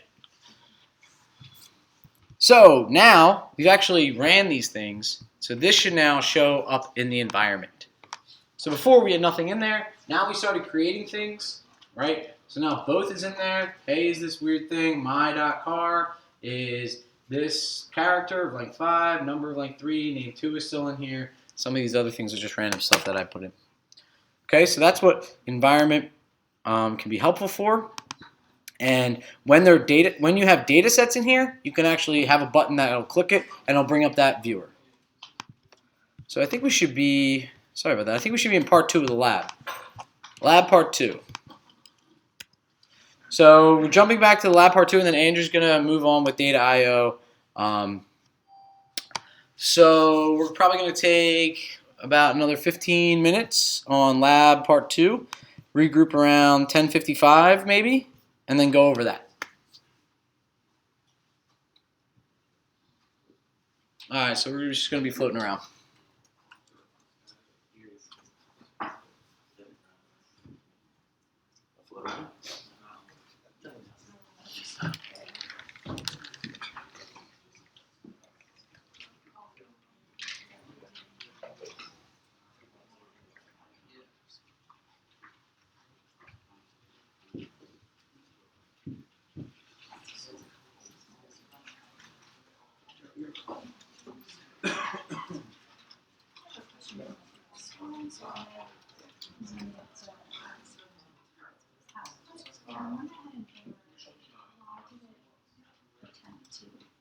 So it's still just a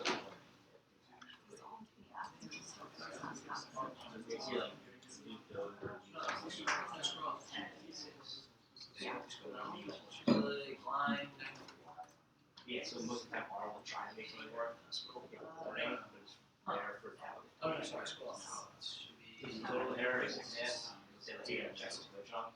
But if it's just a warning, we get something so it's still you're not expecting a warning, you see when you go back and check.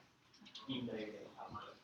In the console, just gave the warning. Yeah, same. So you get the same output on It's console. weird, but then it Maybe I missed that. Yeah, it should still turn on that.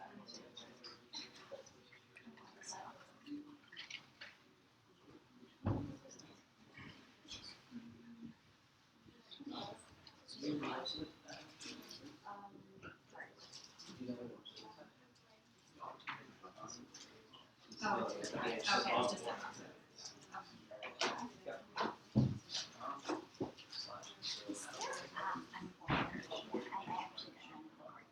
Yep. When you use that example with the results 0.5, I wasn't sure how they came up with that. Is there a particular order when on a string of like an algebraic equation? Yeah, so it goes like parentheses first, the next button, so you got that multiplication and then addition. Oh, so that's how. That's like the order of operation. Yeah, it's the same as like a calculator. I see. So it's like, you can excuse my dear Aunt Sally, I think is like the. Oh, okay. It's not good, but. Okay, so it's on that. Yeah, it's just like a general, it's like a standard order of operation. Okay. Algebra. Okay, I'll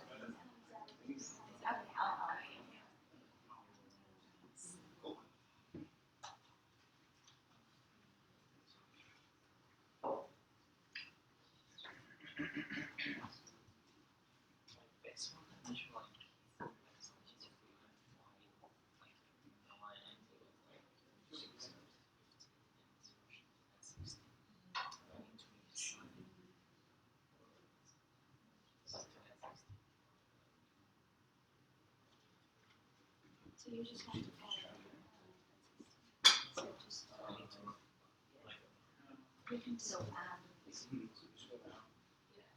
you want to start with parentheses first? Yeah, so if you just do like, no, I think it's parentheses and power. If you just go to like algebra operations, like whatever the standard algebra.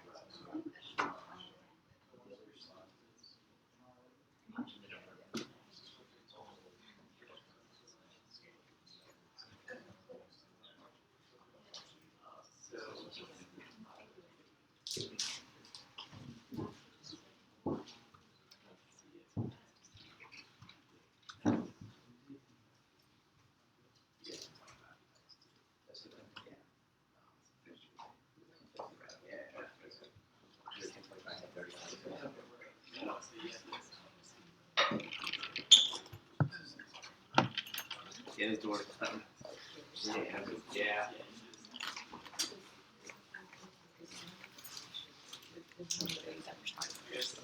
You'll see what. No. I think so. Cool. Great. We'll see. Okay. Do it 10:50.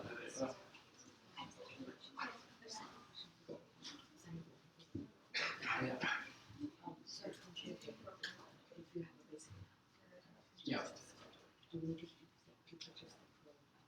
No. Yeah, that's fine. I'm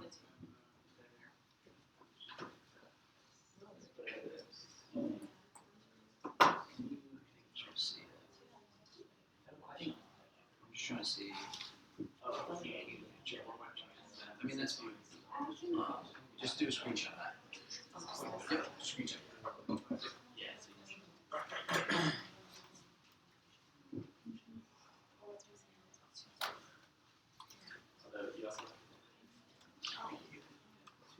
Yeah.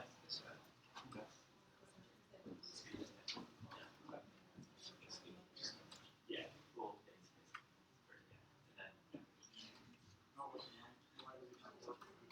Because if you try to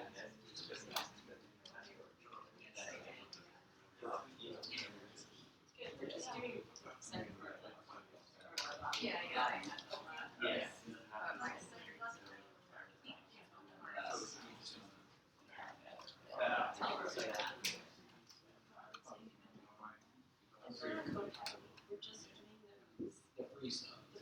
Yeah. Just take a snapshot. Just do a little screenshot. So like you're For each one. well, just do the like you're not. I mean, just do the last one. The last one. The picture that you want your guys. Okay. Yeah.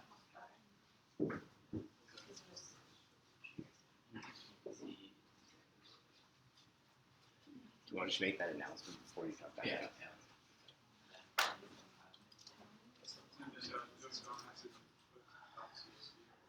no, yeah, just did it, and then so but you need to type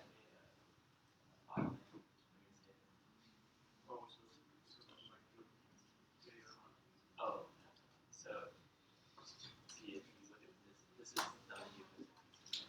Still have 4. And we're still missing like 4 people, but I think we had 4 people on the assist that we're going to drop. Yeah. I think.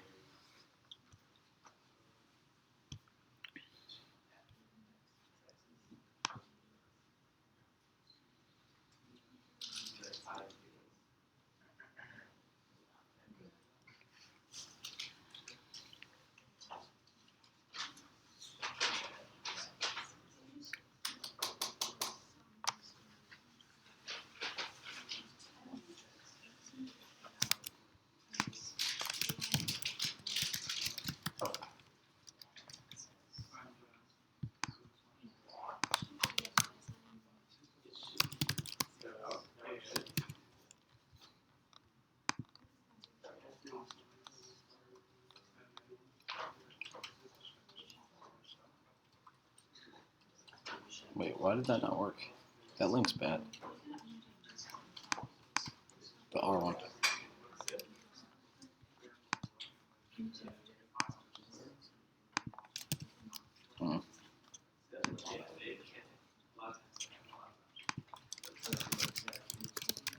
That's alright, I'll get it.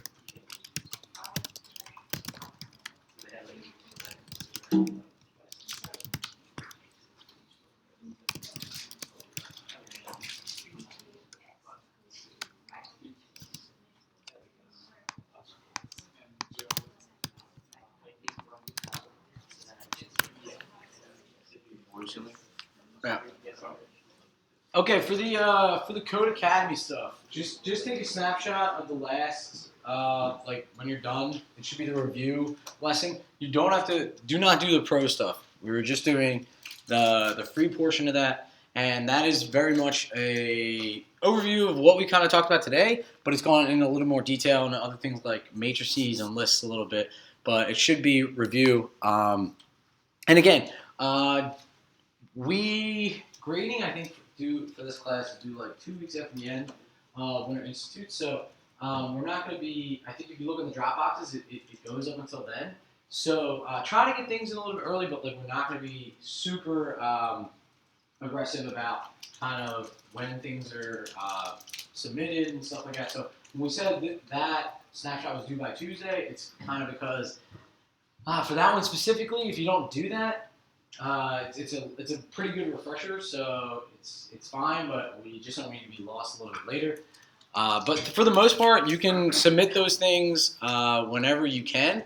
I would try to get them done by the end of next week, but if you need more time, just let us know. But then obviously you're not going to get any feedback until later.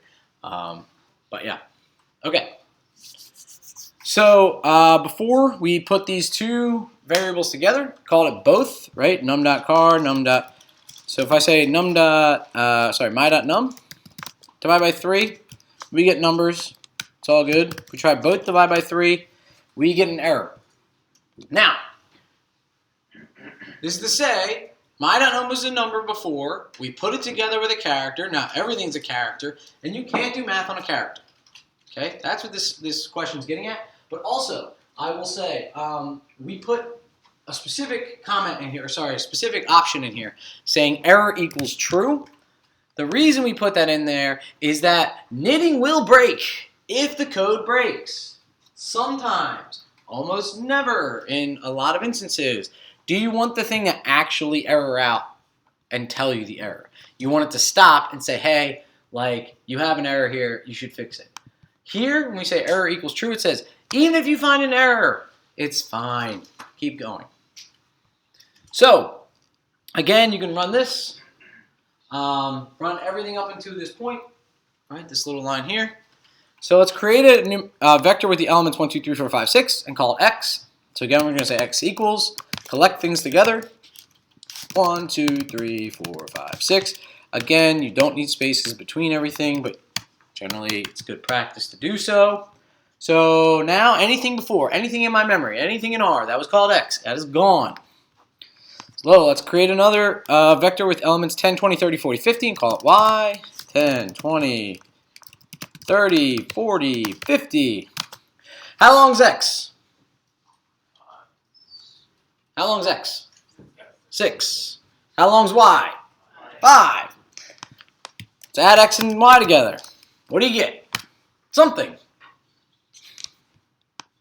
So when you have data sets, every single column has the same number of rows, the same elements. That's fine. When you're working with vectors, you can do some things that you might not think you should be able to. So, for example, we added x to y. We got numbers back. But we got a warning, right? So we've seen errors. They're red. They stop your code. Warnings say, hey, I don't know if this is what you want to do, but I'll let you do it. So, x plus y. Longer object length is not a multiple of the shorter object length.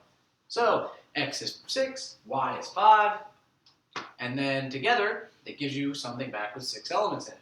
So what did it do? It took first element, x, or 10 plus 1, 20 plus 2, 30 plus 3, 40 plus 4, 50 plus 5. And then what did it do? It said, hey, I need to add something to 6. So what it does is it does what's called a wraparound, or a wraparound effect. It takes that 10, and it appends it over here, and adds it to the 6. Generally, this is super dangerous behavior. This is not what you want to happen, but it'll give you a warning. Okay? So if you see this warning, most likely you've done something wrong. Again, when we have data sets and data frames, it's not going to be an issue because every single column's got the same number of elements. Not going to be an issue. Sometimes, though, you still have to work with vectors. That still has to happen in some instances in R. Some things like this can happen. So let's append the value to 60 to the vector y. Let's take y and add 60 to the end of it. Right? I just say y, I'm going to reassign it. So now y is 10, 20, 30, 40, 50, 60. We add x plus y. And we get no warning and what we'd expect from that addition. So again, let's do x times y. And now we know, again, that everything is done element-wise. They match things up. Now, note. Say y is 10, 20. X plus y. Who thinks there's going to be an error? Y is two numbers. Right? Here's x, here's y. Who thinks there's going to be a warning? So there isn't. So what did that warning explicitly say? It's not a multiple of the larger one. 2 goes into 6. 2 elements go into 6. So behavior like this exists for vectors. Again, it's not going to be as big of an issue when you're working with data sets because they'll all line up. But R can allow, right? That flexibility comes with some warning, some caution, I will say. Because it allowed me to do this. Should it be able to allow me to do this? I don't know. I don't think so necessarily. There are reasons. I mean, I can think of, I've racked my brain for why this is allowed. And one instance I've ever thought is that like some data sets are like case control, case control, case control, case control, case control. And like this allows you to do things like easily with that. But like otherwise, this is just like a nightmare waiting to happen in my opinion. But I'm just we just want you to be aware of things like this because when you're working with vectors and stuff like this and you start doing stuff like this, right? And you get warnings, I'm just saying you should heed those warnings or at least investigate them before just like blowing through them. Just because it runs doesn't mean it's right. All right. Now we're going to move on to data input and output. Getting data in R, getting data out of R. And I'm going to stop the recording.